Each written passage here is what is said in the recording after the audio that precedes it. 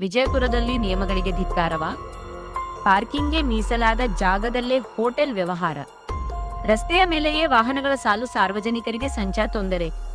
ದೂರು ಬೆನ್ನಲ್ಲೇ ಮಹಾನಗರ ಪಾಲಿಕೆ ಕಠಿಣ ನೋಟಿಸ್. ಸಾಯಿ ಗ್ರ್ಯಾಂಡ್ ಹೋಟೆಲ್ ಮತ್ತು ಎಲೈಟ್ ಫಿಟ್ನೆಸ್ ಸೆಂಟರ್ ವಿರುದ್ಧ ಗಂಭೀರ ಆರೋಪ.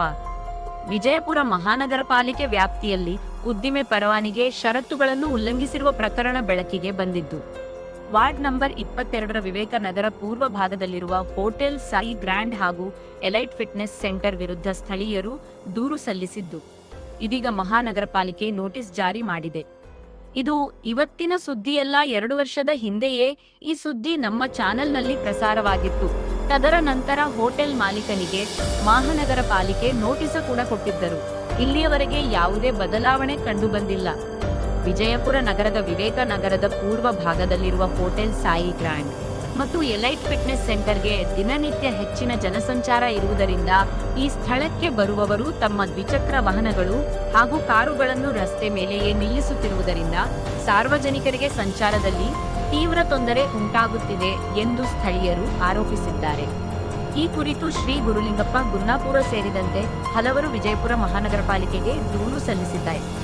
ಈ ಹಿಂದೆ ಯಾಸಿನ್ ಜವಳಿ ಕೂಡ ಇದರ ಕುರಿತು ಧ್ವನಿ ಎತ್ತಿದ್ದರೂ ನಂತರದ ದಿನಗಳಲ್ಲಿ ಅವರು ಕೂಡ ಜಾಣ ಕರುಡರಂತೆ ವರ್ತಿಸಿದ್ದರ ನಡೆಯೂ ನಿಗೂಢವಾಗಿದೆ. ದೂರು ಹಿನ್ನೆಲೆ ಮಹಾನಗರ ಪಾಲಿಕೆಯ ಹಿರಿಯ ಆರೋಗ್ಯ ನಿರೀಕ್ಷಕರು ಹಾಗೂ ಅಭಿಯಂತರರು ಸ್ಥಳ ಪರಿಶೀಲನೆ ನಡೆಸಿದಾಗ ಕಟ್ಟಡ ಪರವಾನಿಗೆಯಲ್ಲಿ ಪಾರ್ಕಿಂಗ್ಗೆ ಮೀಸಲಾದ ಜಾಗದಲ್ಲೇ ಹೋಟೆಲ್ ನಡೆಸುತ್ತಿರುವುದು ಪತ್ತೆಯಾಗಿದೆ ಎಂದು ವರದಿಯಲ್ಲಿ ತಿಳಿಸಲಾಗಿದೆ.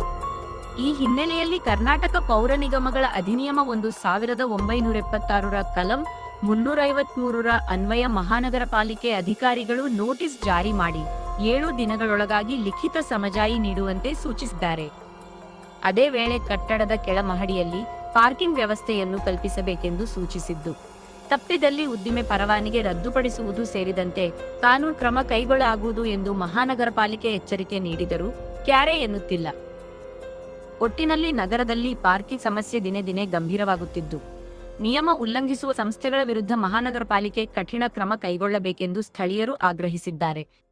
ಕಂಡು ಕಾಣದ ರೀತಿ ತಳ್ಳಿಕೊಂಡು ಹೋಗುತ್ತಿರುವ ಅಧಿಕಾರಿಗಳ ನಡೆಯ ಕುರಿತು ಸಾರ್ವಜನಿಕರಲ್ಲಿ ಹಲವಾರು ಅನುಮಾನ ಹುಟ್ಟಿಕೊಂಡಿದ್ದು, ಇದನ್ನು ಅಧಿಕಾರಿಗಳು ಇನ್ನಾದರೂ ತಳ್ಳಿ ಹಾಕುತ್ತಾರಾ ಕಾದು ನೋಡಬೇಕಾಗಿದೆ.